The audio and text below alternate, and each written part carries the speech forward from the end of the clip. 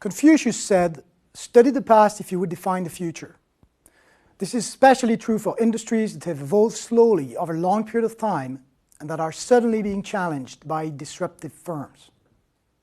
The hotel industry today is being challenged by disruption and needs to find ways to remain competitive. The key challenges have emerged from new competition in the distribution and demand management space.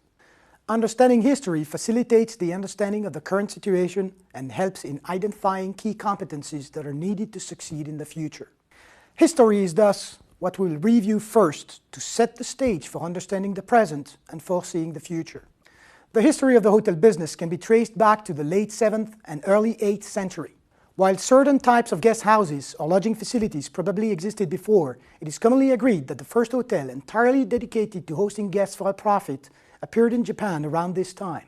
Over centuries, the hotel sector remained essentially made of independent hotels of small to medium size with between a few rooms up to 30 or 40 rooms available for rent.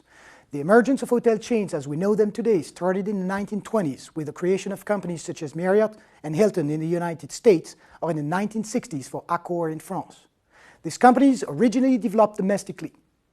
The domestic evolution corresponded to the increase in vacation time of households as well as the increase in business travel benefiting from the development of the air, road and rail networks. At the time, hotel chains were primarily both hotel owners and operators. Driven by globalization, international trade and the expansion of travel, hotel chains started to expand internationally in the 50s, although significant international expansion really started in the late 1970s. At the time, it was not uncommon for airline companies to own hotel chains and to develop them according to the international expansion of their route network. For instance, Le Méridien Hotel was created in 1972 by Air France, and Swiss Hotel was created by Swissair and Nestlé in 1980. With the significant growth of hotel chains, both internationally and domestically, hotel companies started to create new brands.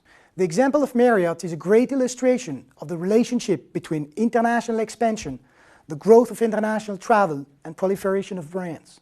On this graphic, we see Marriott growing its number of rooms by a multiple of 10, from about 67,000 in 1985 to over 670,000 in 2013.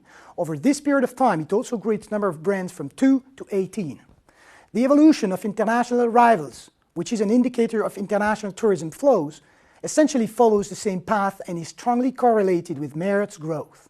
While the original impetus for developing new brands was the need to address the wider market and new segments of customers, as can be seen on the previous graphic, it also soon became critical to develop new brands designed to facilitate growth through franchising and management services. Franchising and management service agreements are two modes of developments that have become critical in defining the way the industry is structured today, as they have created new customers or buyers for hotel companies.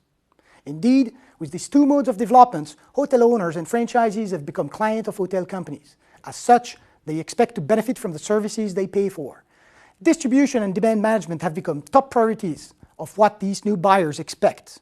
To better understand the importance of distribution and demand management, a deeper look at the hotel business value chain is needed, and this is the topic of the next video.